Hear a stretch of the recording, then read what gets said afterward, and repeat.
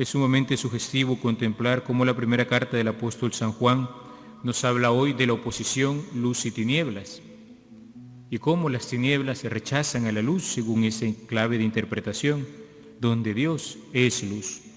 Por tanto, las tinieblas son todo lo que se opone a Dios. De alguna manera representa también el mal vivir del hombre que busca o que dice que está viviendo según la voluntad del Señor, pero hace todo lo contrario. Denuncia la hipocresía este texto que hemos escuchado hoy. Y respecto a esto viene y llama la atención a nuestra mente y a nuestra memoria la figura de Herodes, el que hemos visto dentro del relato del Evangelio. En la época en que nació Jesús, en la época en que vivió Jesús, había muchos que estaban a la expectativa de la llegada del Mesías. Era una cosa que estaba como en el aire. Todo el mundo estaba, ya viene, ya va a nacer, ya va a estar aquí. Y de hecho, cuando nosotros vamos a ver, por ejemplo, en los Hechos de los Apóstoles, cuando tienen apresados a los apóstoles y están discutiendo qué hacer con ellos, los del Sanedrín, dicen, en un tiempo surgió Judas Macabeo, era otro Judas que buscaba levantar al pueblo para alzarles en armas y quitarse la opresión del Imperio Romano. Este Judas al final fracasó, su rebelión fue apocada, fue chanada por las autoridades de la época. Pero todos creían que ese Judas era el Mesías. Y sin embargo, no lo fue. Ese es un ejemplo, pero se dice que habían muchísimos más que vinieron en esa época y todo el mundo creía, ¿es esto, es lo otro? ¿Quién nos cuenta esas cosas? Un historiador judío que se llamaba Flavio Josefo. Flavio Josefo también nos cuenta acerca de las figuras de Herodes.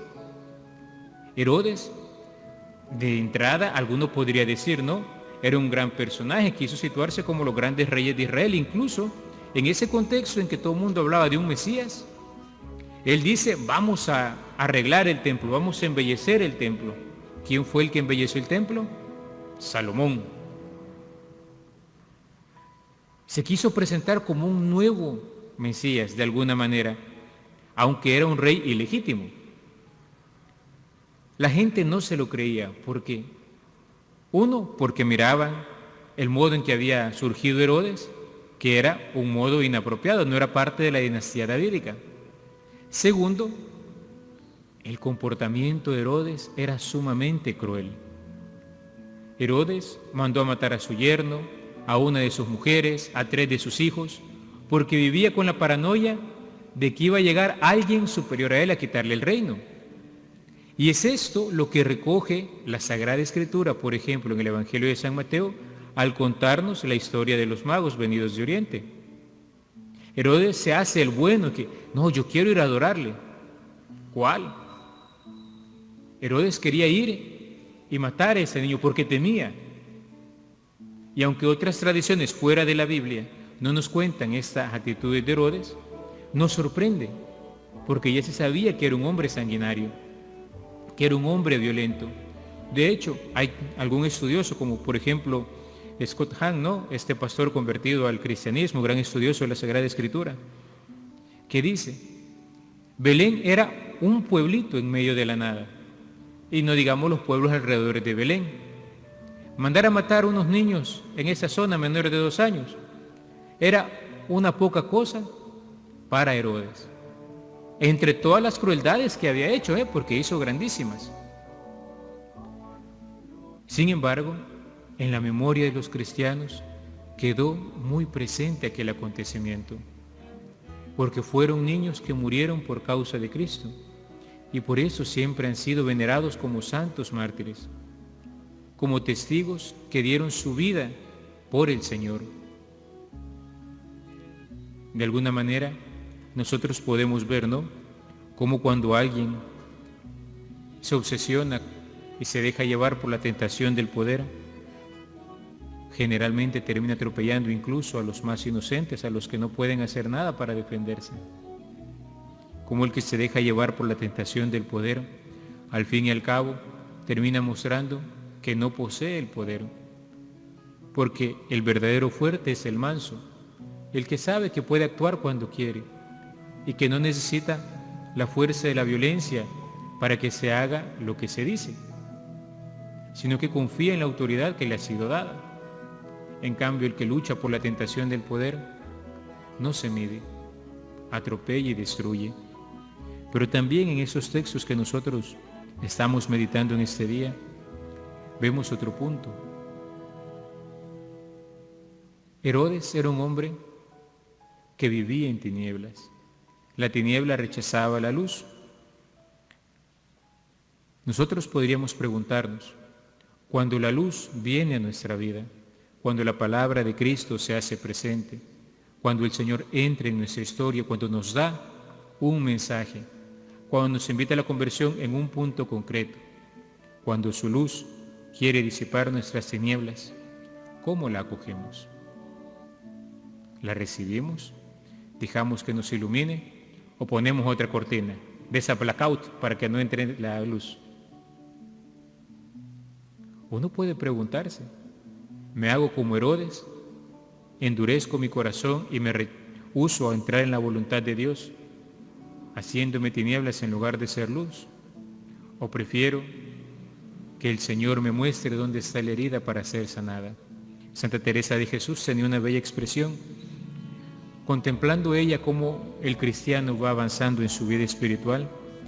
El hombre y la mujer que caminan en fe habitualmente se va dando cuenta de que los grandes pecados que en algún momento cometía y que quizás ya dejó de cometer, eran solo la punta del iceberg, pero detrás habían otras cosas.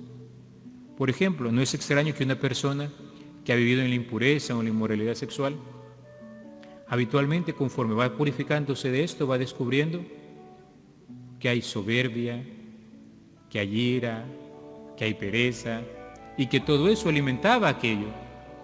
Pero una vez ha actuado sobre aquello, va descubriendo más y más.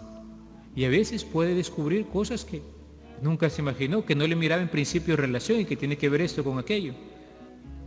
Pero conforme va dejándose actuar la palabra de Dios en la historia, la luz viene a disipar las tinieblas. Y decía Santa Teresa contemplando esa experiencia, en una habitación donde entra mucho sol, no hay telaraña que quede escondida.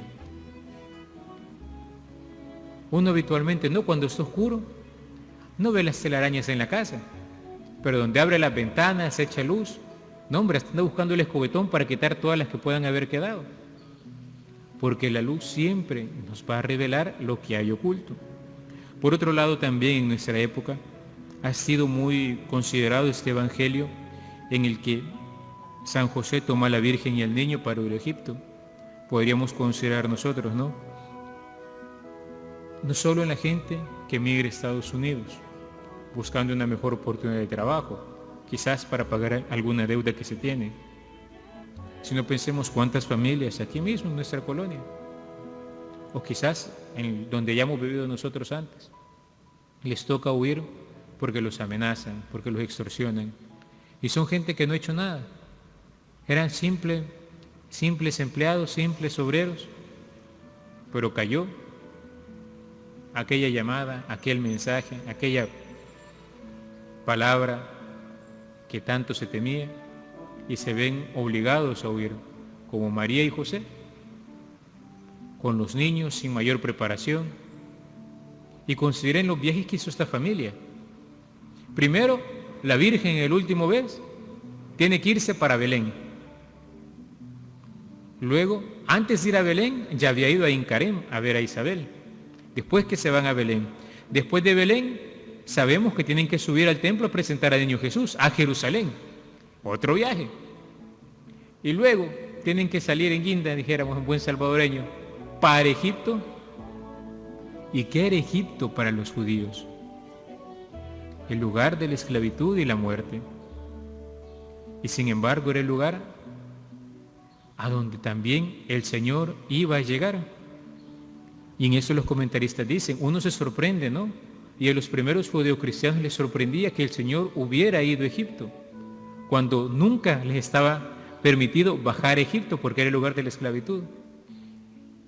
Y se dice que es para mostrar que incluso ahí, donde uno considera que solo hay muerte y destrucción, ahí también quiere llegar el Hijo de Dios para sanar esa situación.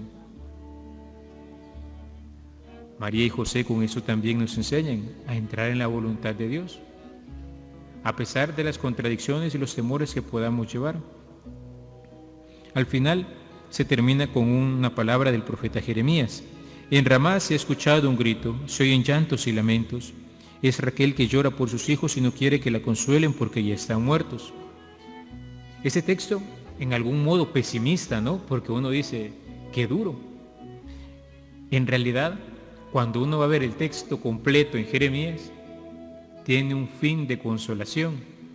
Parece que Mateo utilizó un recurso que utilizaban los rabinos de su época. Citaban un pedacito para citar todo el texto. Porque al final, en aquella palabra en Jeremías, los israelitas vuelven de nuevo a la tierra prometida. Y esto es también para decirnos, aunque de momento toque sufrir, luego vendrá el gozo nuevamente y la alegría. Al final, este esquema de salir del lugar de donde uno estaba de alguna manera cómodo aunque perseguido, para llegar a una situación mejor, pasa por una situación a veces muy difícil. Para llegar a la vida eterna hay que pasar por el madero de la cruz. Para vivir plenamente la vida eterna hay que pasar por el madero de la cruz. Y vemos que Cristo vivió estos sufrimientos ya desde recién nacido. Pidámosle al Señor nosotros en este día en que celebramos a los santos inocentes, que al contemplar esta palabra aprendamos nosotros a dejarnos iluminar por la luz, nunca temer que las tinieblas se disipen, a saber escuchar la voz de Dios, que llegue incluso a las situaciones más difíciles y de muerte que podríamos decir y que nosotros tememos que sean iluminadas. Ahí también el Hijo de Dios quiere llegar a sanarnos. Y tercero, también recordemos que aunque a veces toque bajar Egipto, Egipto no es la tierra prometida y hemos de volver a aquella tierra que emana leche y miel. Alabado sea Jesucristo.